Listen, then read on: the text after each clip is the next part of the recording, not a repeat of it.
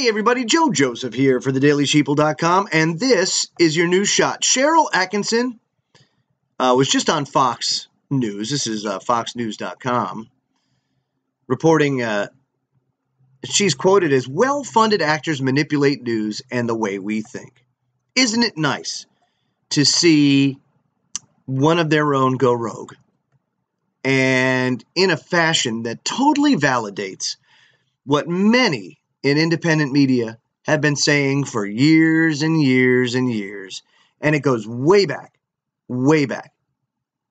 Yeah, Fox News Insider reports investigative journalist Cheryl Atkinson slammed what she called transactional journalism, calling it wholly appropriate.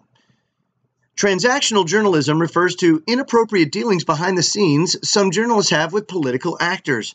The television host and author of the new book, The Smear, said, quote, listen to this, virtually every image you run across, whether it's in the news or on social media or elsewhere, even on comedy shows, is being put there.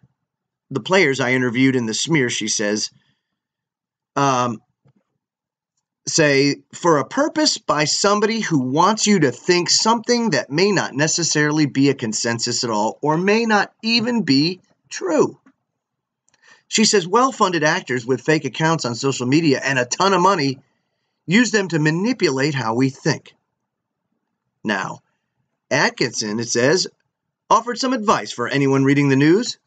She said, trust your cognitive dissonance when you see a story telling you everyone thinks a certain way. And I cannot agree with her more. All of the news that you see in the mainstream media, going back as far as Horace Greeley, is built upon a foundation of sensationalism. Because sensationalism sells. It's something that's been going on since the dawn of time. Most news stories would really be kind of lackluster and not really entertaining. So they really need to do things to be able to reel you in and get your attention and then hold it, because they're looking for that as well. It's not just how many people are there watching. It's how many people are you holding there to get the message, because it's then that they can go to their sponsors or their money men and say, hey, we're a great mouthpiece for you, and here's why. Because we can hold our audience for 12 and a half minutes before they start to lose interest or whatever. And then Big Pharma will come back and say, wow, 12 and a half minutes. Boy, you could get a sizable message out in 12 and a half minutes. There's a lot of brainwashing you can do in 12 and a half minutes. Sure, that's worth money. And then that's why they sponsor it. I mean, think about it.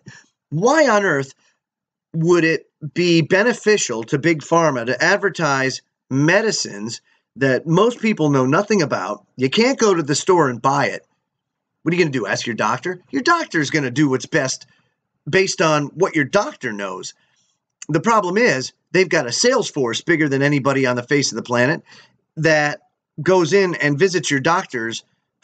I mean, like I say, you can go in and just sit there and watch, and drug reps will come in and out and in and out and in and out, to the point where doctors have to block off time out of the week just for salesmen. I mean, it's nuts. And why? Well, media is the exact same way. They have to sell this to you, So let's give you fake pictures from Syria of this boy sitting on a chair, all done up. When in reality, it was all done by those UN white hats that just end up being at every crisis, or all the crisis actors that you see at a lot of these events. Not saying these events don't happen, but let's just say the mainstream media can certainly embellish and make them look a lot worse than they might be. So, very well done, Cheryl Atkinson, and it's so good to see somebody from the inside, like an Amber Lyon, a Cheryl Atkinson, sound the alarm and tell people the truth of what's really going on within the mainstream media and what their motivations are. Because you won't get that here at thedailysheeple.com. I'm Joe Joseph. This was thedailysheeple.com's News Shot. Feel free to comment below and visit our website at thedailysheeple.com. Have a great day, everybody.